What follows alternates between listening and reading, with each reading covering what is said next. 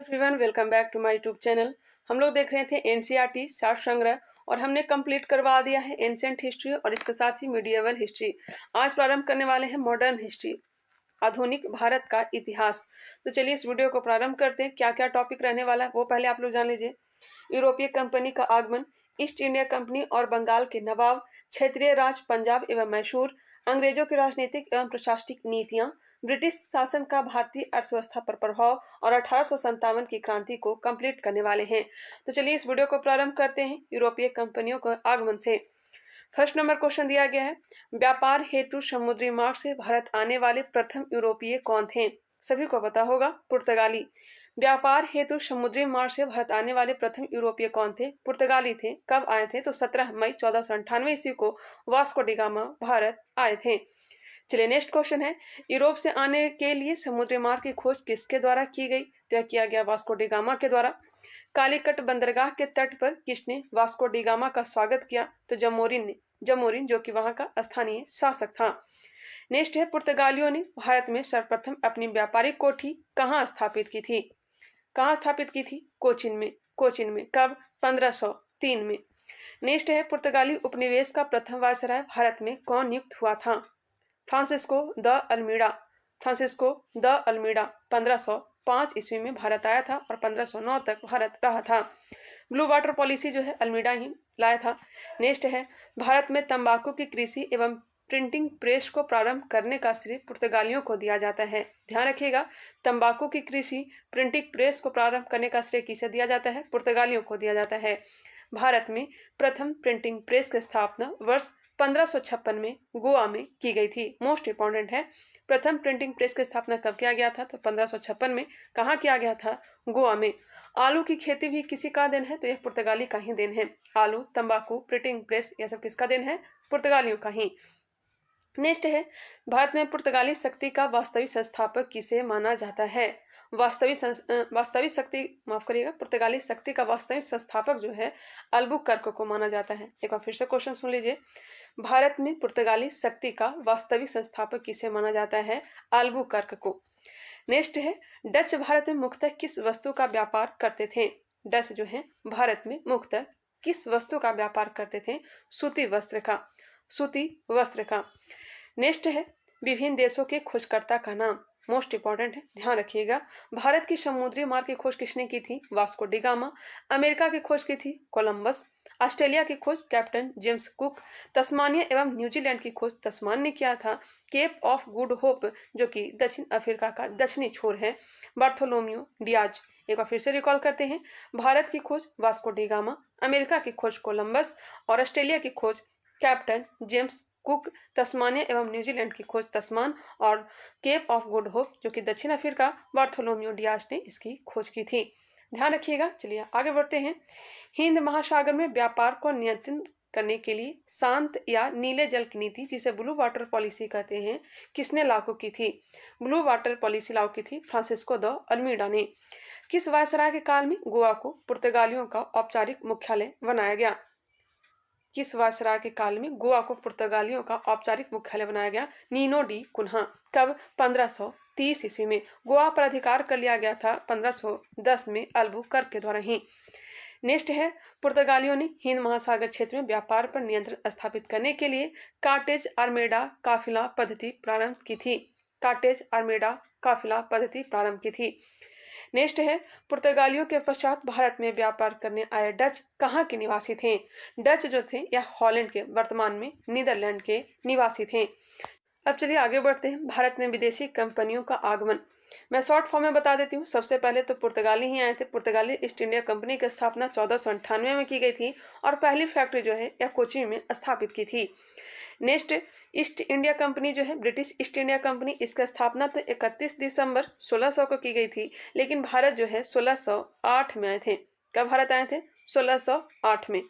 Next है Dutch east India company. तो Dutch east India company की स्थापना 1602 में हुई थी, लेकिन भारत जो है अंग्रेजों से पहले 1605 में ही आ गए थे और पहली फैक्ट्री डचों ने मछलीपट्टनम में स्थापित की थी।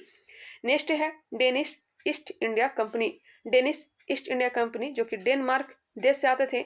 1616 में इसकी स्थापना की गई थी और भारत जो है 1620 में आए थे और पहली फैक्ट्री जो है त्रावणकोर में स्थापित की थी, ट्रैकोवार या फिर त्रावणकोर।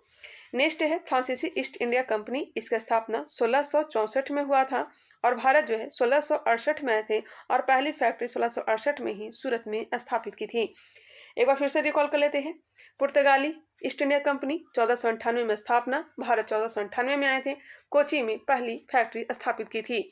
नेक्स्ट है डच ईस्ट इंडिया कंपनी। इसकी स्थापना 1602 में हुई थी, भारत आए थे 1605 में और पहली फैक्ट्री मछलीपट्टनम में स्थापित की थी। उसके बाद अंग्रेजी east India company, British east India company जिसे कहते हैं, इसकी स्थापना 31 दिसंबर 1600 को की गई थी। हालांकि भारत जो है 1608 में आए थे और पहली फैक्ट्री सूरत में स्थापित की थी। नेक्स्ट है Danish east India company, Denmark की कंपनी थी। इसकी स्थापना 1616 में हुई थी, भारत आए थे 1620 में और पहली फैक्ट्री जो है यह ट्रैकोवार या फिर त्रावणकोर में स्थापित की थी। नेक्स्ट है फ्रांसीसी ईस्ट इंडिया कंपनी। इसकी स्थापना 1664 में किया गया था, भारत कब आए थे तो 1668 में आए थे और पहली फैक्ट्री जो है सूरत में ही स्थापित की थी। अब आने का क्रम और स्थापना का क्रम आप लोग याद रखिएगा। आने का क्रम है, सबसे पहले पुर्तगाली आए थे, उसके बाद डच आए थे, फिर ब्रिटिश आए थे, डेनिश आए थे, फ्रांसीसी आए थे और स्वीडिश आए थे। सबसे पहले आने का क्रम जो है पुर्तगाली का ही है और जाने का भी क्रम जो है सबसे अंतिम बार जो जाने गए थे ये पुर्तगाली ही गए थे। कौन सी कंपनी पहले आई थी तो पुर्तगाली, कौन सी कंपनी बाद में गई तो पुर्तगाली ही गई। ठीक है, अब कंपनी स्थापना का क्रम याद रखिएगा। सबसे पहले पुर्तगाली कंपनी की स्थापना की गई थी, पुर्तगाली ईस्ट इंडिया कंपनी की स्थापना, उसके बाद ब्रिटिश ईस्ट इंडिया कंपनी की स्थापना, तीसरे नंबर पर डच ईस्ट इंडिया कंपनी, चौथे नंबर पर डेनिश, पांचवें नंबर पर फ्रांसीसी और छठे नंबर पर Swedish east India company. I hope समझ गए होंगे। चलिए आगे बढ़ते हैं, एक बार फिर से भी आप लोग देख लेंगे। यहाँ पे दिया भी गया है, यूरोपीय शक्तियों में भारत ने पुर्तगाली कंपनी सर्वप्रथम 1498 ईस्वी में प्रवेश किया तथा भारत में सबसे अंत 1961 ईस्वी में यहाँ से गए। आगे बढ़ते क्वेश्चन पे आ जाते हैं। किस यूरोपीय शक्ति द्वारा भारत से मसालों के निर्यात के स्थान पर कपड़ों के निर्यात को प्राथमिकता दी गई? कपड़ों के निर्यात को प्राथमिकता दी गई डचों के द्वारा। भारत के साथ व्यापार के लिए सर्वप्रथम संयुक्त पूंजी कंपनी किसने आरंभ की? संयुक्त पूंजी कंपनी डचों ने। वर्ष 1759 में वेदरा का युद्ध किन दो यूरोपीय शक्तियों के मध्य लड़ा गया? वेदरा का युद्ध कब हुआ है? 1759 में डच एवं अंग्रेजों के बीच, जिसमें डच की हार हुई और अंग्रेज क्या हुए? विजय हुए।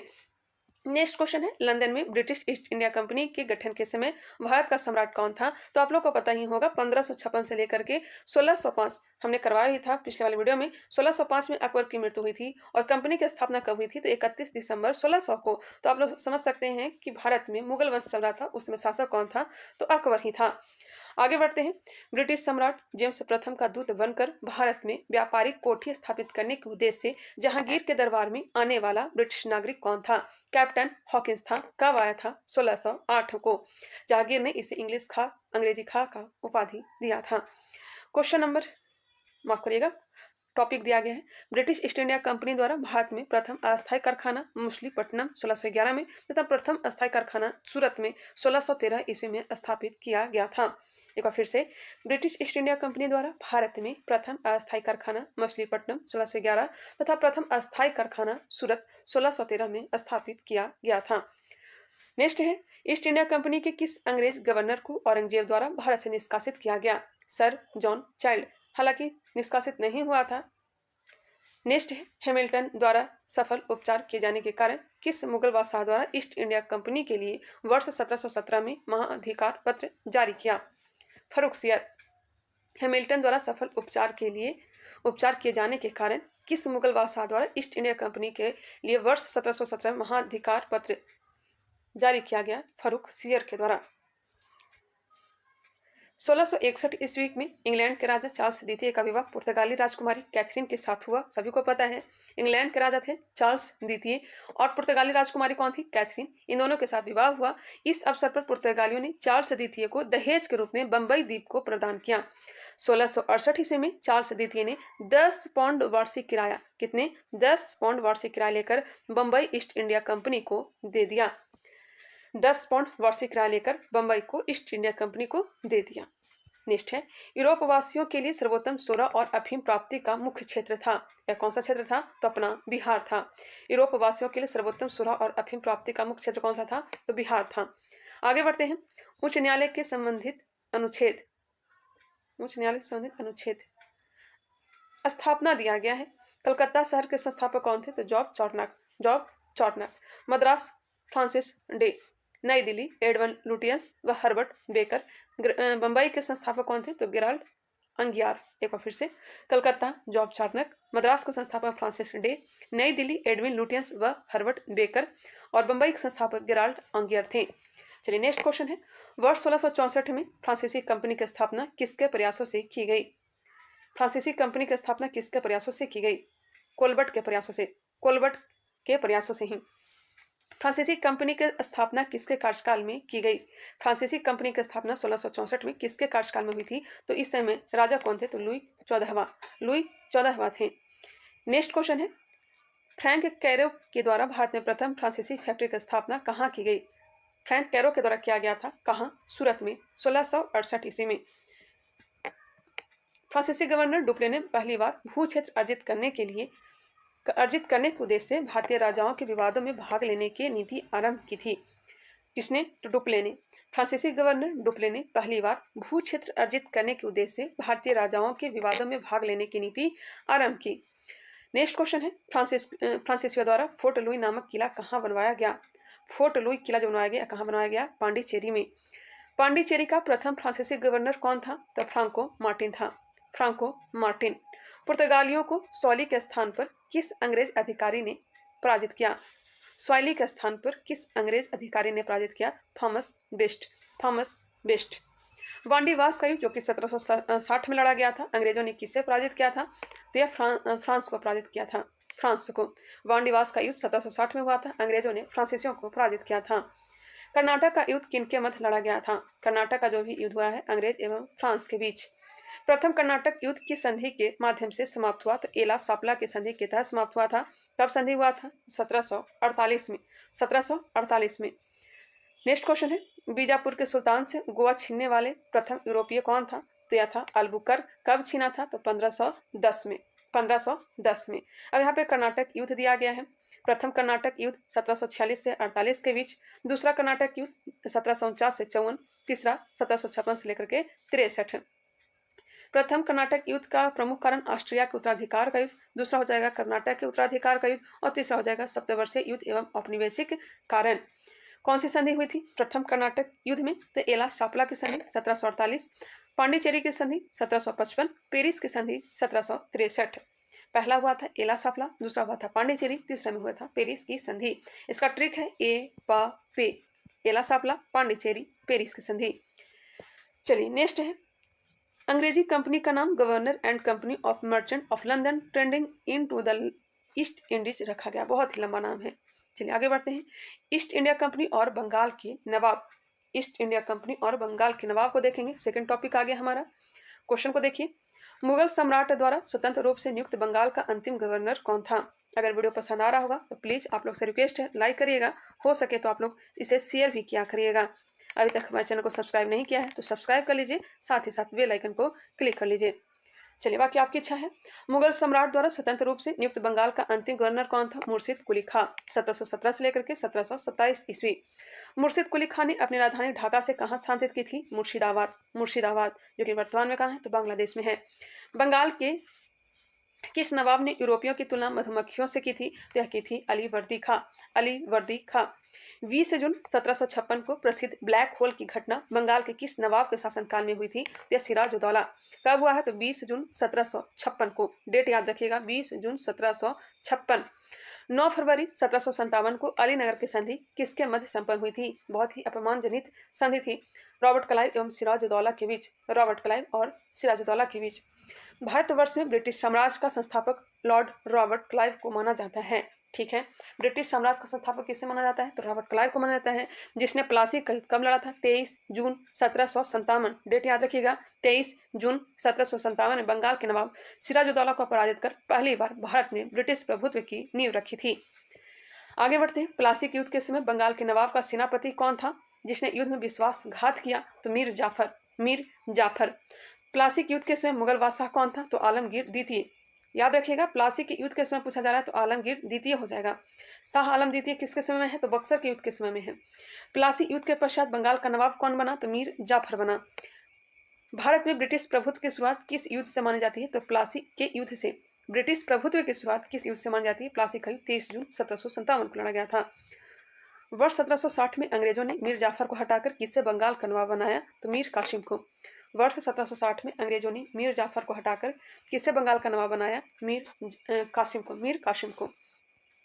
प्रमुख घटनाएं और उनकी तिथियां दिया गया है, याद कर लेंगे। ब्लैक होल की घटना 20 जून 1756।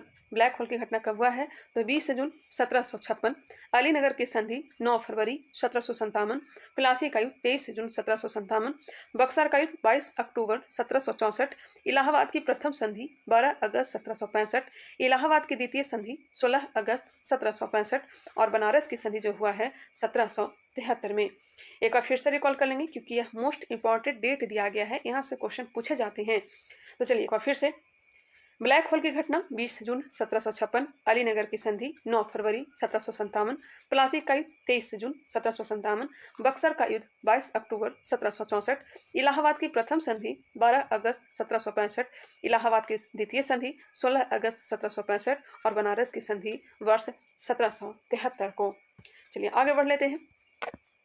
22 अक्टूबर 1764 को बक्सर के युद्ध में अंग्रेजों ने मीर कासिम, अवध के नवाब शुजा-उद-दौला तथा दिल्ली के मुगल सम्राट शाह आलम द्वितीय की सम्मिलित सेना को पराजित किया था। एक तरफ जो थे अंग्रेज, दूसरे तरफ बात की जाए तो ये मीर कासिम, अवध के नवाब शुजा-उद-दौला और दिल्ली के मुगल शासक शाह आलम द्वितीय थे, जो कि त्रिगुट का निर्माण किए हुए थे और तीनों की हार हुई थी। चलिए आगे बढ़ते हैं। और अंग्रेज की तरफ से नेतृत्व कौन कर रहे थे? तो हेक्टर मुनरो कर रहे थे। आगे बढ़ते हैं। बक्सर के युद्ध के समय ब्रिटिश सेना का सेनापति कौन था? तो हेक्टर मुनरो था। अभी हमने बताया हेक्टर मुनरो। बक्सर के युद्ध के समय बंगाल का नवाब कौन था? तो मीर जाफर था। बंगाल का नवाब कौन था? तो मीर जाफर था। बक्सर युद्ध के पश्चात इलाहाबाद की प्रथम संधि मुगल सम्राट शाह आलम द्वितीय, बंगाल के नवाब नजमुद्दौला तथा रॉबर्ट क्लाइव के मध्य तथा इलाहाबाद की द्वितीय संधि क्लाइव तथा अवध के नवाब शुजा-उद-दौला के मध्य संपन्न हुई। देखिए, जब प्रथम संधि हो रही थी उस समय बंगाल के नवाब कौन थे? तो नजमुद्दौला थे। याद रखिएगा, बंगाल के नवाब कौन थे? प्रथम इलाहाबाद की संधि के समय तो बंगाल के नवाब थे नजमुद्दौला। प्रथम संधि 12 अगस्त 1765 को हुआ था और द्वितीय संधि 16 अगस्त 1765 जो कि रॉबर्ट क्लाइव और अवध के नवाब शुजा-उद-दौला के मध्य हुआ था। आगे बढ़ते हैं। किस संधि के माध्यम से अंग्रेजों को बंगाल, बिहार और उड़ीसा की दीवानी प्राप्त हुई? इलाहाबाद की संधि के तहत। स्वर्ग से उत्पन्न सेनानायक किसे कहा गया? तो रॉबर्ट क्लाइव को स्वर्ग से उत्पन्न सेनानायक कहा गया। इलाहाबाद की संधि के पश्चात बंगाल में द्वैत शासन की स्थापना किसके द्वारा की गई? रॉबर्ट क्लाइव के द्वारा। कब? 1765 को। समाप्त कब हुआ था? तो 1772 को वॉरेन हेस्टिंग के द्वारा। सिराजुद्दौला के फोर्ट विलियम पर आक्रमण के समय किसके नेतृत्व में अंग्रेजों ने ज्वारग्रस्त फुल्टा द्वीप पर शरण ली?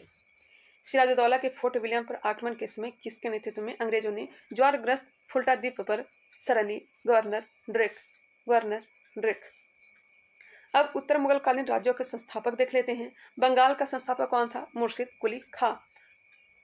बंगाल का संस्थापक मुर्शिद कुली खां।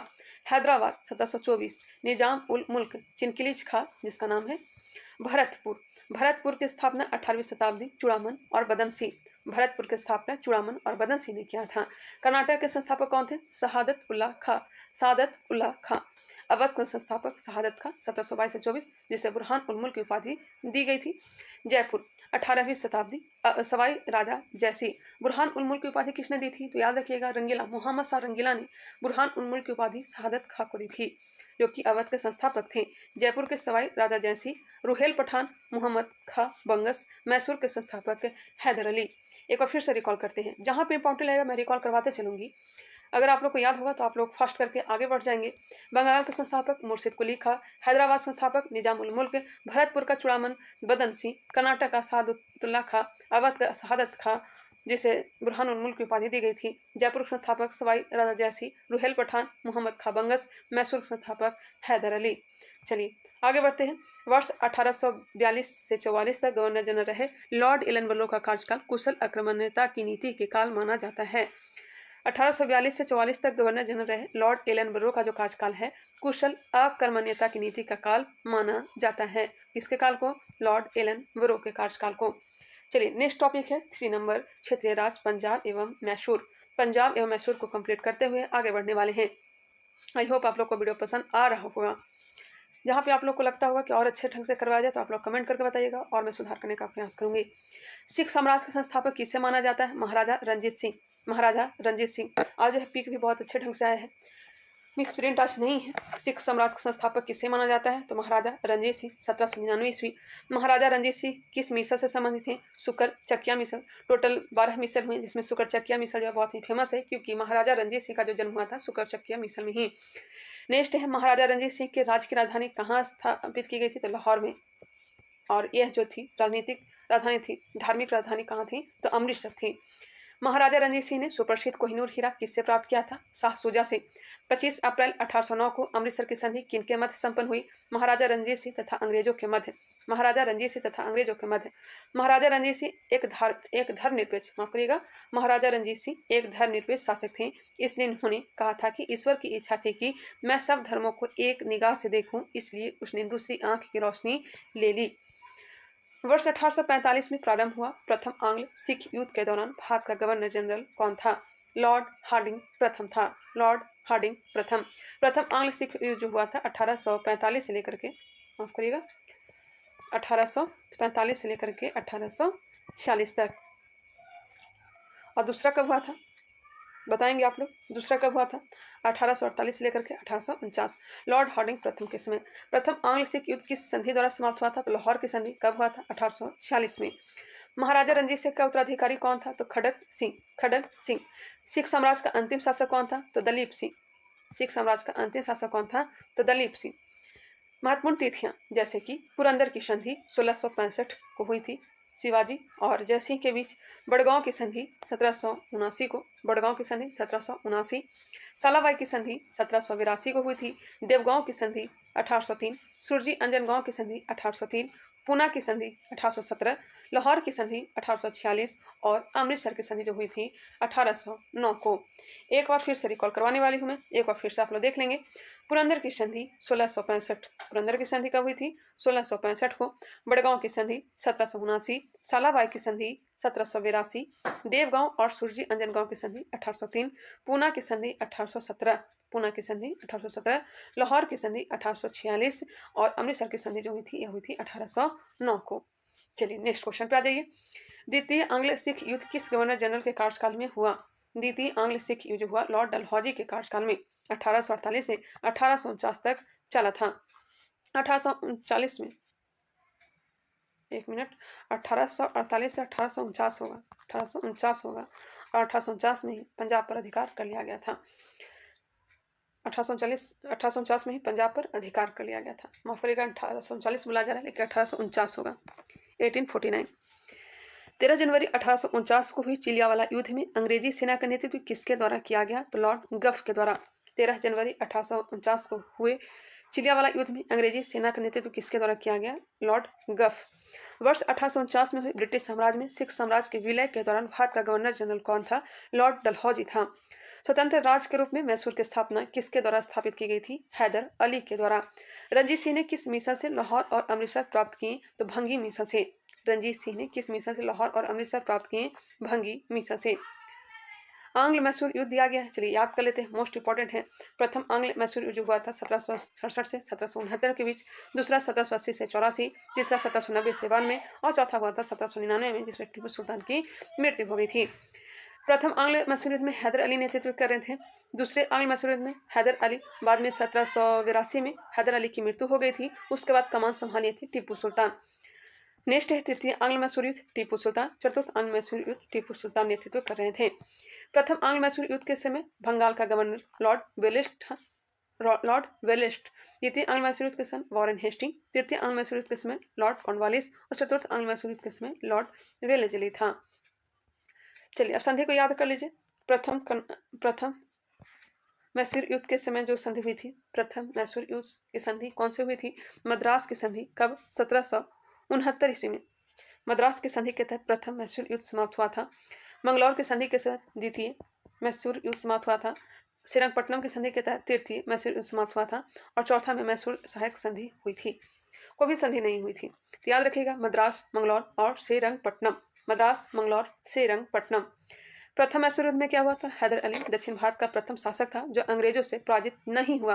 प्रथम दक्षिण भारत का शासक था जो कि अंग्रेजों से पराजित नहीं हुआ। हैदर अली की मृत्यु के बाद टीपू सुल्तान के नेतृत्व में युद्ध हुआ, पता ही है। 1782 में हैदर अली की मृत्यु हो गई, बाद में फिर टीपू सुल्तान ने नेतृत्व किया था।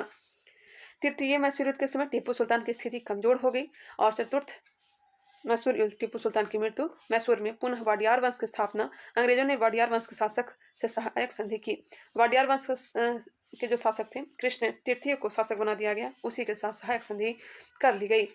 सिख साम्राज्य के महाराजा रणजीत सिंह की तुलना फ्रांसीसी यात्री विक्टर जाकमा ने नेपोलियन से की थी।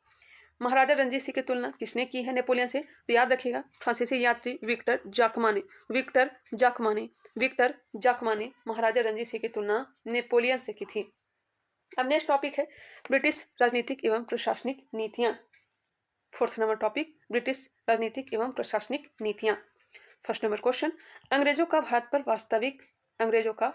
वास्तविक राजनीतिक नियंत्रण कब प्रारंभ हुआ? अंग्रेजों का भारत पर वास्तविक राजनीतिक नियंत्रण का प्रारंभ हुआ इलाहाबाद की संधि के द्वारा। कब हुआ था? 1765 में। बंगाल में द्वैत शासन किसके द्वारा लागू किया गया था? तो लॉर्ड क्लाइव के द्वारा 1765 में ही। वर्ष 1772 में किस गवर्नर ने द्वैत शासन को समाप्त कर दिया? वॉरेन हेस्टिंग ने। भारत में न्यायिक सेवा का जन्मदाता किससे माना जाता है? न्यायिक सेवा का जन्मदाता माना जाता है वॉरेन हेस्टिंग को ही। वॉरेन हेस्टिंग के कार्यकाल में रेगुलेटिंग एक्ट लाया गया। कब? 1773 में। इसके अंतर्गत 1774 में कलकत्ता में सुप्रीम कोर्ट की स्थापना की गई, जिसके मुख्य न्यायाधीश सर एलिंजा इम्पे थे और 3 अन्य न्यायाधीश नियुक्त किए गए थे, चेस्टर, लिमिस्टेड और हाइडेड। भारत में पुलिस सेवा एवं सिविल सेवा का जन्मदाता किसे कहा जाता है? पुलिस सेवा और सिविल सेवा का जन्मदाता कहा जाता है लॉर्ड कॉर्नवालिस को। वर्ष 1863 में प्रथम भारतीय ICS अधिकारी बनने का गौरव किसे प्राप्त हुआ? सिविल सेवा अधिकारी बनने का गौरव प्राप्त हुआ सत्येंद्र नाथ टैगोर को। ICS अधिकारी बनने का गौरव किसे प्राप्त हुआ? सत्येंद्र नाथ टैगोर। ब्रिटिश भारत में लोक सेवा संबंधी आयोग, चलिए याद कर लेते हैं यहाँ पे। एचिसन आयोग कब लाया गया? 1886 में। एचिसन आयोग 1886। गवर्नर जनरल कौन था? तो लॉर्ड डफरिन था। इस्लिंगटन आयोग 1912 में। शासक कौन था? लॉर्ड हार्डिंग द्वितीय। ली आयोग 1923 में लाया गया। लॉर्ड रीडिंग का इस समय कार्यकाल था। एक बार फिर से, एचिसन आयोग 1886 लॉर्ड डफरिन, इस्लिंगटन आयोग 1912 लॉर्ड हार्डिंग द्वितीय, ली आयोग 1923 लॉर्ड रीडिंग के समय। आगे बढ़ते हैं। भारत सरकार अधिनियम 1935 के अंतर्गत संघीय लोक सेवा आयोग के गठन का प्रावधान किस आयोग के सुझाव पर किया गया था? ली आयोग। आप लोग कमेंट करके बताएंगे ली आयोग की स्थापना कब की गई थी, कब लाया गया था ली आयोग? भूमि सुधार के उद्देश्य से भारत में अस्थायी बंदोबस्त प्रणाली किसके द्वारा लागू की गई थी? भूमि सुधार के उद्देश्य से भारत में अस्थायी बंदोबस्त लॉर्ड कॉर्नवालिस के द्वारा। कब? 1793 में। भारत में साम्राज्य विस्तार के उद्देश्य से सहायक संधि प्रणाली की शुरुआत किसके द्वारा की गई? तो सहायक संधि प्रणाली की शुरुआत किया गया था लॉर्ड वेलेस्ली के द्वारा। कब? 1798 ईस्वी में। नेक्स्ट है, सहायक संधि स्वीकार करने वाला प्रथम राज्य कौन था? तो था हैदराबाद। नेक्स्ट है, व्यापकता का सिद्धांत या राज हड़प नीति को किसके द्वारा लागू किया गया था? व्यापकता का सिद्धांत यह लॉर्ड डलहौजी के द्वारा। चतुराईपूर्ण निष्क्रियता की नीति किससे संबंधित है? चतुराईपूर्ण निष्क्रियता की नीति किससे संबंधित है? ये संबंधित है जॉन लॉरेंस से। चतुराईपूर्ण निष्क्रियता किससे संबंधित है? John Lawrence. आगे दिया गया राज हड़प नीति में कहा गया कि ऐसे राज्य जिनका निर्माण अंग्रेजों के सहयोग से हुआ है उन्हें राज के उत्तराधिकारी के लिए गोद लेने का अधिकार नहीं प्राप्त होगा। राज हड़प नीति में कहा गया कि ऐसे राज्य जिनका निर्माण अंग्रेजों के सहयोग से हुआ है उन्हें राज के उत्तराधिकारी के लिए गोद लेने का अधिकार नहीं प्राप्त होगा। चलिए, किस रिपोर्ट के आधार पर डलहौजी ने अवध पर अधिग्रहण कर लिया? अवध का अधिग्रहण कर लिया आउटरम के रिपोर्ट पर, जेम्स आउटरम की रिपोर्ट पर। कब? 1856 में। चलिए याद कर लेते हैं। व्यापक सिद्धांत के अंतर्गत अधिग्रहित किए गए राज्य। सतारा को कब हड़पा गया? 1848 में। जैतपुर 1849, कई बार हमने बताया भी है। संभलपुर 1849, बघाट 1850, उदयपुर 1852, झांसी 1853, नागपुर 1854, अवध 1856। कुशासन के आरोप है, इसे ध्यान रखिएगा। सतारा 1848, सतारा को कब हड़पा गया? 1848 में। जैतपुर 1849, संभलपुर 1849, बाघाट 1850, उदयपुर 1852, झांसी 1853, नागपुर 1854, अवध 1856। चलिए क्वेश्चन पे आ जाइए। किस गवर्नर जनरल के कार्यकाल में भारत पर ईस्ट इंडिया कंपनी का शासन समाप्त हो गया? Lord Canning. लॉर्ड कैनिंग कब? 1858 में। वर्ष 1861 में भारतीय दंड संहिता किसके कार्यकाल में निर्मित की गई?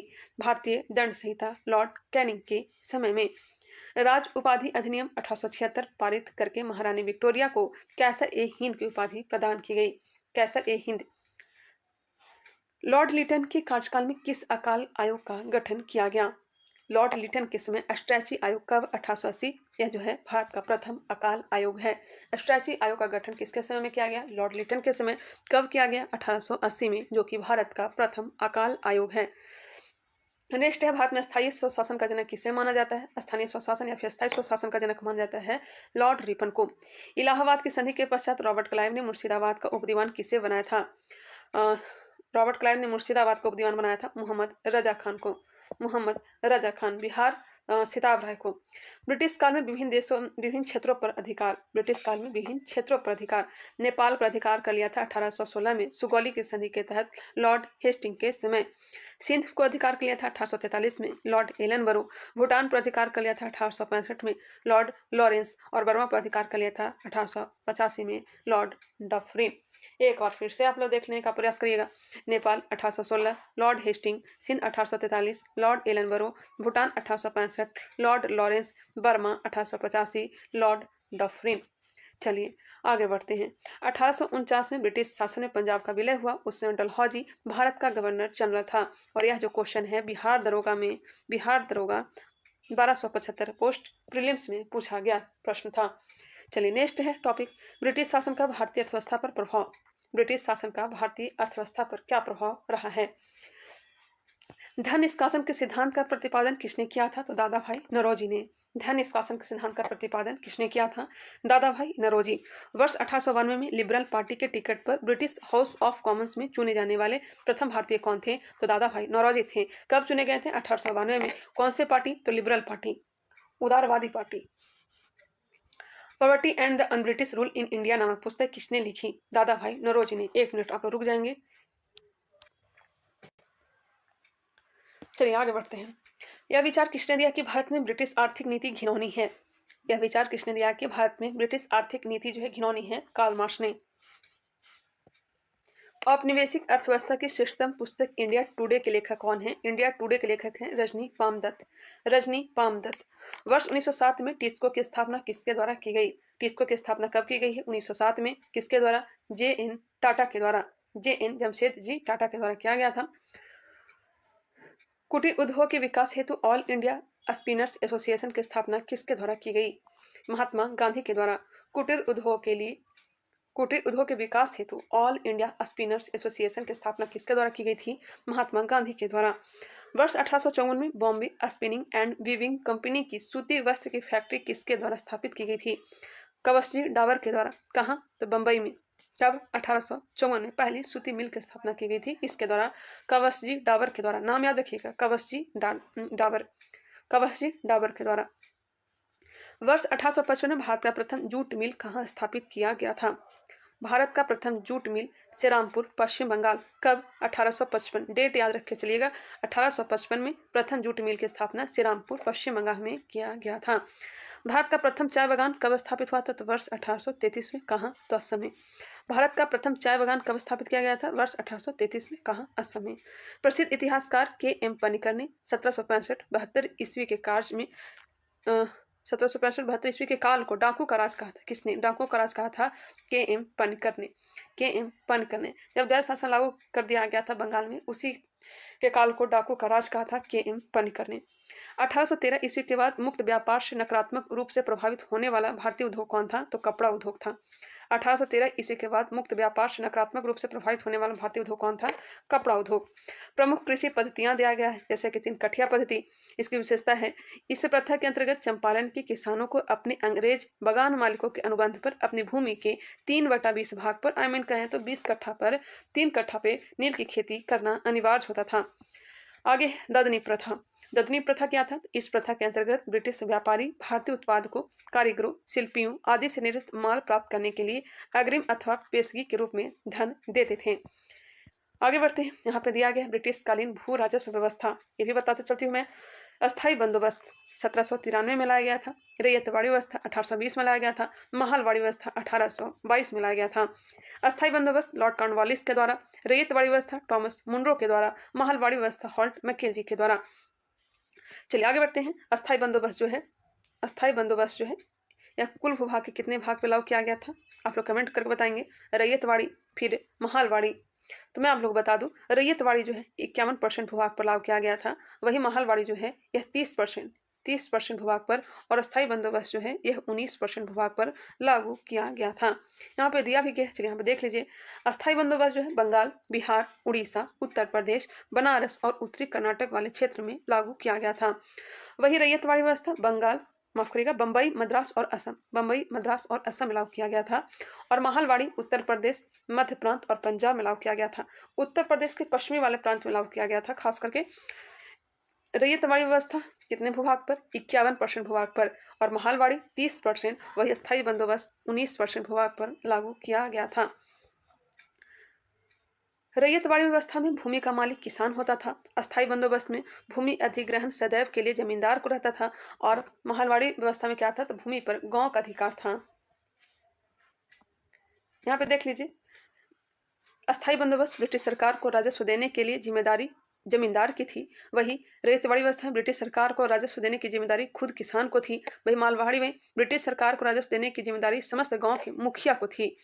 कर की दर क्या था? तो 33% से 55%। किसमें? रैयतवाड़ी व्यवस्था में 33% से 55%, और वही महालवाड़ी व्यवस्था में कर की दर 60% तक थी। अब इसका प्रभाव क्या क्या रहा? इसका प्रभाव पारंपरिक अर्थव्यवस्था का विघटन हुआ, कृषकों की दरिद्रता बढ़ी, कृषि में ठहराव तथा अवनति हुआ, पुराने जमींदारों का उन्मूलन तथा नए जमींदारों का उदय हुआ, कृषि का वाणिज्यीकरण हुआ। चलिए आगे बढ़ते हैं। आई होप समझ गए होंगे, नहीं तो नहीं समझोगे तो एक बार फिर से आप लोग देख लेंगे, ठीक है। मैं तो कोशिश करती हूँ कि मैं आप लोग को समझा पाऊँ, लेकिन पता नहीं आप लोग समझ में आता है कि नहीं, आप लोग कमेंट करके बताइएगा। चलिए आगे बढ़ते हैं। वह कौन सी भू राजस्व व्यवस्था थी जो सर्वाधिक ब्रिटिश क्षेत्रों पर लागू की गई? तभी आपने देखा रैयतवाड़ी व्यवस्था टोटल भूभाग के 51% भूभाग पर लागू किया गया। कुल क्षेत्र के 51% भूभाग पर रैयतवाड़ी व्यवस्था को लागू किया गया। अस्थायी बंदोबस्त का सिद्धांत किससे संबंधित है? भू राजस्व के निर्धारण से। नेक्स्ट है भारत में रेलवे का जनक दिया गया है, पता ही होगा।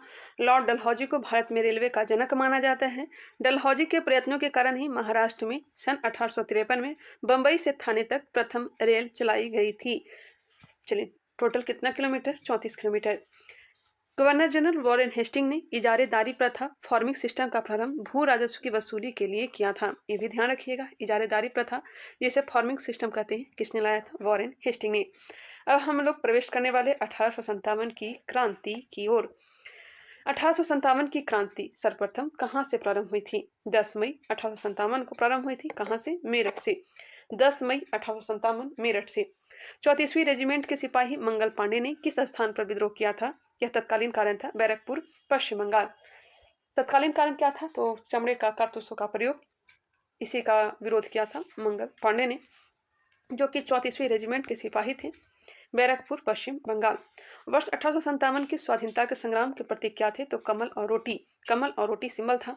वर्ष 1857 के विद्रोह का तत्कालीन कारण क्या था? तो एनफील्ड राइफल में चर्बी वाले कारतूसों का प्रयोग।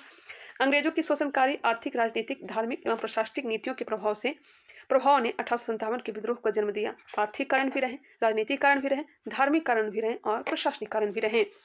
1857 ईस्वी के विद्रोह किसमें भारत का गवर्नर जनरल कौन था? लॉर्ड कैनिंग था। 1857 के विद्रोह के समय ब्रिटिश प्रधानमंत्री कौन था? तो इस समय ब्रिटिश प्रधानमंत्री पॉमस्टन था। 1857 ईस्वी के स्वतंत्रता संग्राम से संबंधित पहली घटना कौन सी थी? तो सैनिकों का दिल्ली के लाल किले पर पहुंचना। 1857 के विद्रोह में भाग लेने वाले सर्वाधिक सैनिक किस राज्य या क्षेत्र से थे? तो अवध वाले क्षेत्र से थे। सर्वाधिक सैनिक अवध से। 1857 ईस्वी में किसने इलाहाबाद को आपातकालीन मुख्यालय बनाया था? लॉर्ड कैनिंग ने एक दिन के लिए। नेक्स्ट है